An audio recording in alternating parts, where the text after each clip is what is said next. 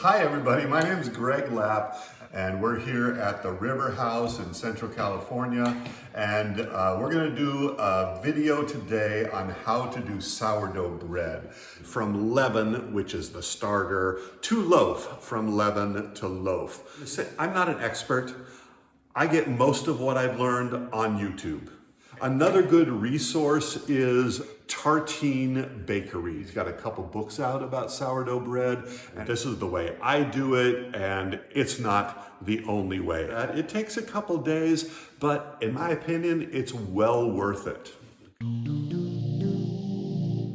A lot of people I have talked to get afraid of starter. And it's not something you have to feed every single day and take care of it. You can actually just make it from scratch. This is some starter I have in the refrigerator. It looks very ugly. There's this kind of black liquid that goes on the top of it. And that's completely normal. Don't be surprised. I've had starter in the refrigerator for months. So it's not as scary as some people think. And the first thing you want to do is you want to take it out of the refrigerator and just let it come to room temperature. You know, just set it on the counter. Bakers talk a lot about hydration levels and they weigh everything. This is something that can be scary for people as well. For starter, you actually want it to be 100% hydration. So by weight, you want the same amount of water as you want flour. The quality of water matters a little bit. Chlorine can kill yeast. You could be as fancy as going to the store and buy purified water, but you don't have to do that. If you have a Brita water filter, that takes out most of the chlorine. You can boil water and then let it cool down, and that will take the chlorine out. We're going to feed this. So I'm going to take a half a cup of water. I'm going to mix this in with it. So I'm doing a half a cup.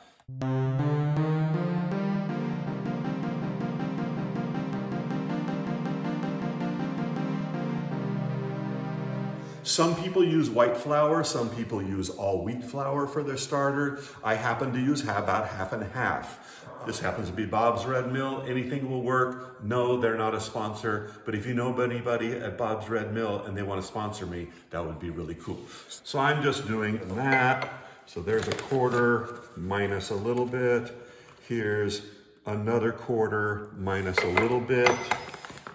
Now I'm going to do a scant half cup of all-purpose flour, and there we go.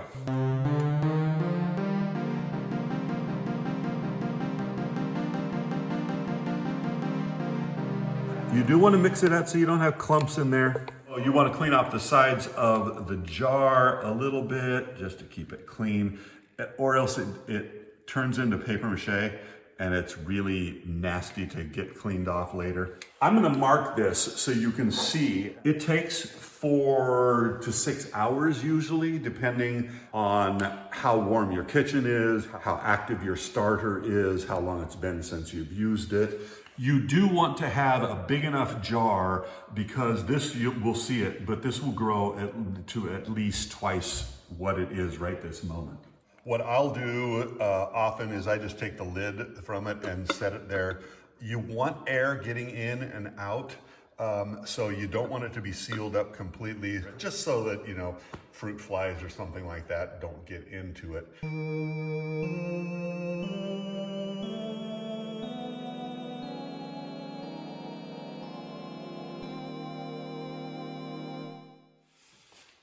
So it's the next morning and you can see almost to double size what it was before and then drop back down. That's exactly what it's supposed to do. You're going to use some of this for the recipe that you're going to be doing, and then you'll put the rest back in the refrigerator.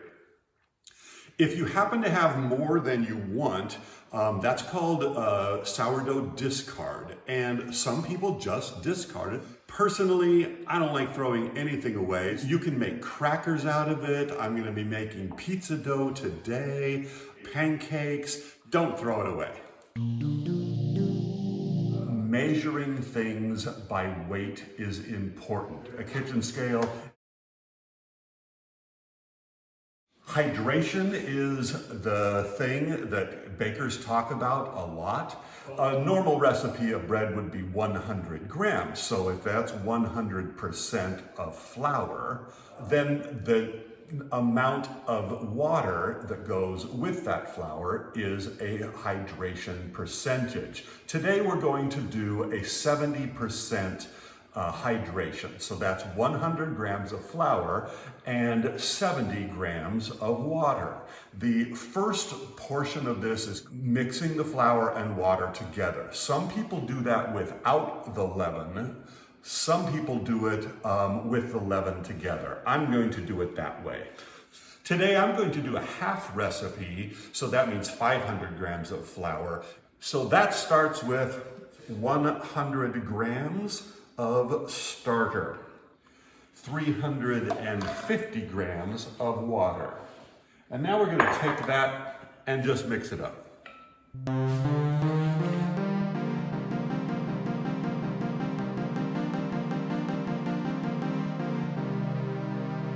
And then we're going to use 500 grams of flour. If you have a bread making machine, you can use that. If you have a stand mixer that has a kneading hook, you can use that as well.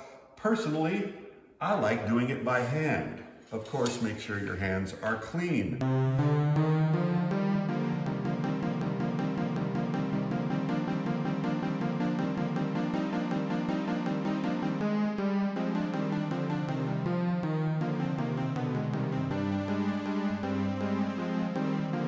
It's messy, but it's fun.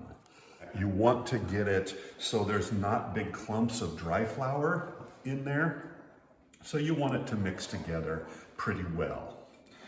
Then you have to clean up your hands. Brush, here's the new iPad with a brand new flavor. It's dandy for your teeth. So now we let this rest for a while, 40 to 60 minutes. That's called the Autolyse, the water hydrating the flour. You could just leave it on the counter and cover it, or what I like to do when it is a little bit cooler is to take it and put it in the oven, and then turn the light on, and that'll usually keep it at a nice semi-warm temperature. The next step is to mix in 10 grams of salt. I do 1.5 times the salt that's in the recipe, so I have 15 grams of salt, and you kind of pinch it in. So there's water and salt all in there. And you will notice that it's less sticky than the first time we were doing this, not on the hands so much.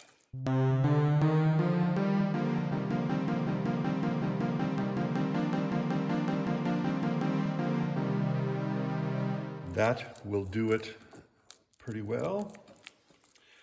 And then back in the oven with a light. And now we start stretching the dough. We're going to fold the dough, and then we have it rest. We'll do this 4 times, so that's 2 hours worth of stretching, folding, and resting. This is called the bulk fermentation. It's what really gets the yeast working in the dough. Take a look real quick. That's what the dough looks like right this moment. Get your hands wet a little bit. That will prevent the dough from sticking to your hands. You basically just lift up one edge and kind of lift it up and stretch it and fold it over and lift it and stretch it and fold it over. This whole stretching thing does the same thing as kneading bread. It's a little more gentle. It strengthens the dough and it activates the glutens in the flour. So do that 3 or 4 times, put it back in the bowl, cover, and back in the oven. Okay, so this is our second fold. One thing to notice is how much stronger the dough is getting. It is holding together, doesn't stick to your hands near as much. If you were going to do additives to your bread, this is the time you would do it on the second fold. Olive bread, multi-grain bread, seeded breads, dried figs, and blue cheese. It was quite an interesting thing. So I'm not going to do any of that today. We're just going to do a regular loaf. So we're going to fold again. You don't want to pull so hard that you rip it. You could do that, but you just want to stretch it. You'll notice it gets pretty strong. Those glutens in there are holding together. Back in the oven with the light on. Third fold here.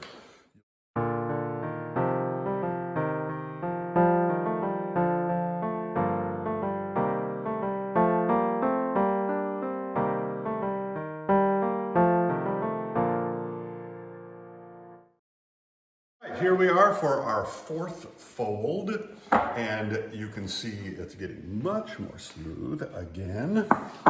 When the glutens are holding together, you can see it, and it'll stretch up like that without ripping and, becoming almost like a window pane. So that's looking really good there.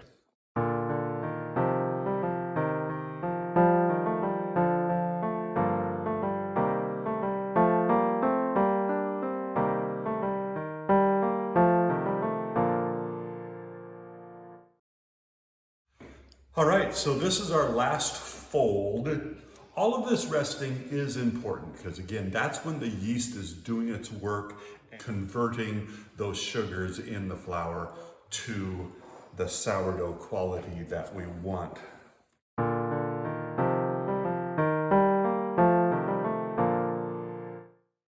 At the end of this one, I really like smoothing out the surface.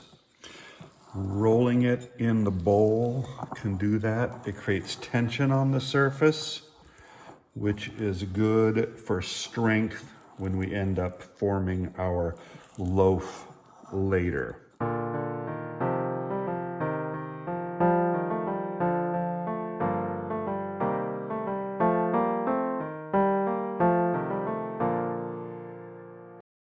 We're going to do a boule, and boule is just the word for ball. So we're going to do a round boule. So when you're going to form the loaf, you want to dump it onto a non-floured surface. I just do it right on my granite countertops. You can do it on a cutting board as well. You want to flour the top of it. You don't want to introduce a lot of new flour necessarily because you have the hydration nice on it.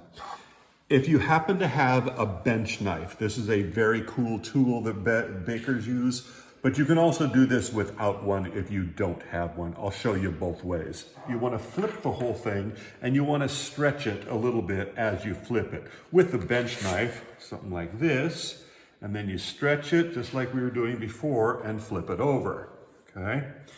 If you don't have a bench knife, you can do it without two. You can just flour your fingers a little bit and dig under there, and you can do it that way as well. Then you want to, similar to what we were doing before, you want to fold it in on itself a couple times. And we're going to start forming this ball or this boule.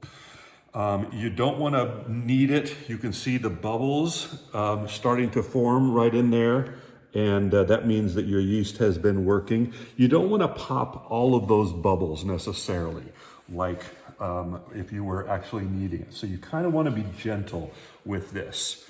So flip it over a little bit, a couple of times. Then once it's kind of into a ball like that, once again, you're going to let it rest for 20 to 30 minutes just right here on the counter.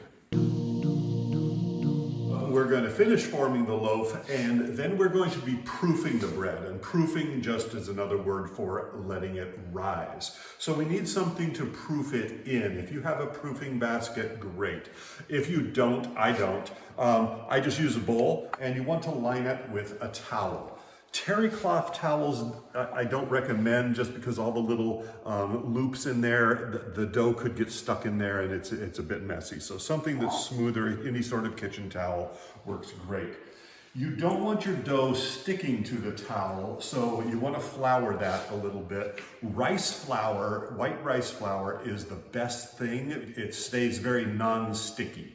I like sifting it in there just so you can try to get it around as much as possible and stick into the edges a little bit that way, some on the bottom. You can see that it's holding together and it's got a nice kind of skin on the outside, which is good. You flour the top, flip it over. If it stretches a little bit, great. And then what I like to do, get your flour on your hands, to spread it out, almost looking like a big pizza dough. And then we're going to, once again, fold it in on itself. I like doing one coming in from one side, one coming in from the other side. You can press them together a little bit. If it's sticky, you can add a little bit more flour, but again, you don't want to add a lot. And then I take it this way, flip it down, press it in gently. Don't pop everything. Take it in, press it down gently. Take it in, press it down gently. And then you want to fold it around so you have a nice ball or boule, okay? Once it's smoothed out and you have a nice smooth surface on it, put it into your basket, smooth side down. So if you have real fissures in there, you can kind of just pinch them together. They will relax over the next couple hours as it's proofing, and you won't notice those at all. A little bit more flour on the top so that the top doesn't stick either. And then you can fold that over, and we can just let it sit and proof. Knowing how long to proof your bread is really a challenge. I still fight it and don't get it right sometimes. A lot of people say that you wait for it to double in size, but that's so hard to calculate because you have a round ball of dough, and how do you know when it's actually doubled? There's something that's called the poke test. Here's a poke test on some dough that was just formed. And you can see it pops back almost exactly like you would want, but don't be fooled, it's too early.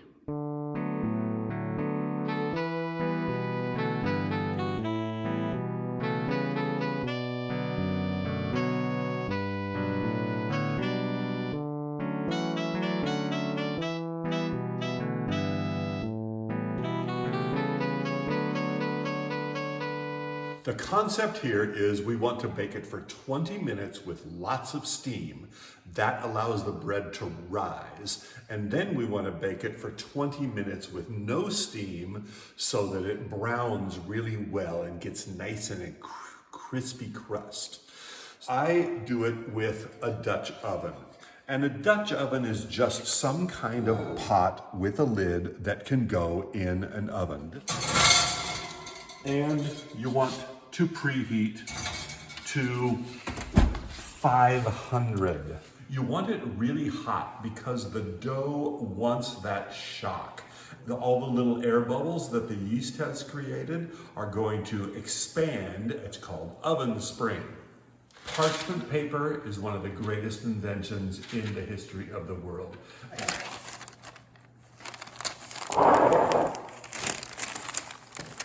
That's the way I do it, at least.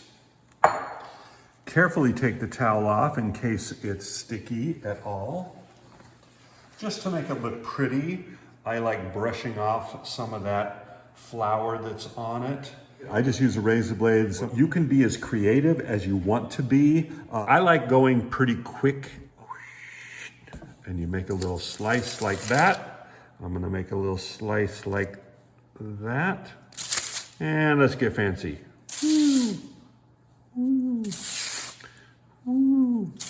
And you can see it's already starting to expand a little bit. So I'm gonna take my dough and I'm gonna carefully place it right in that Dutch oven. Spray it. That works pretty well too. That lid on it. There we go. And that's gonna keep all that steam in there. It's always very exciting to see what kind of oven spring we got. That's a really nice oven spring. And if you have a convection option on your oven, you definitely want to use it now. Turn the oven off and let's see what it looks like. There it is. It's looking lovely. Some little brown trips. Very nice. Crack the oven first, and second, crack open a home-brewed beer and wait for 20 more minutes impatiently.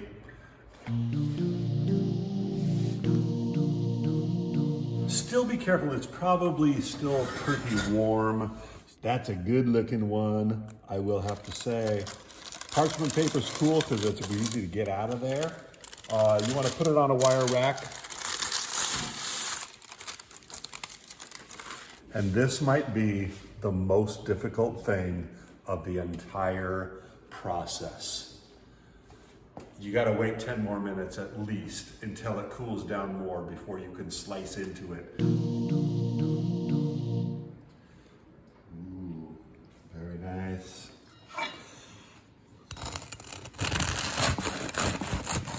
Nice and crispy crust. Nice open crumb. Once it cools down, you want to put it in a plastic bag or something and seal it up. But don't put it in a plastic bag before it cools down, or else it will steam inside the plastic bag and then the crust will kind of get all soggy. I hope this was helpful to you all. Subscribe to the channel, make a comment at the bottom, and I would really like to thank my wife who's behind the camera right there. Thank you very much.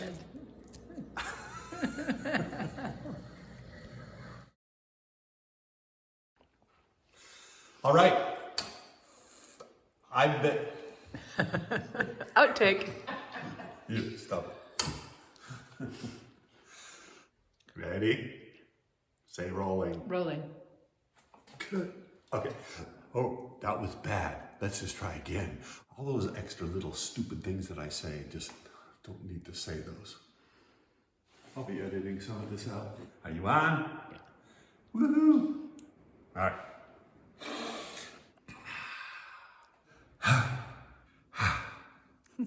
I love you. I love you too.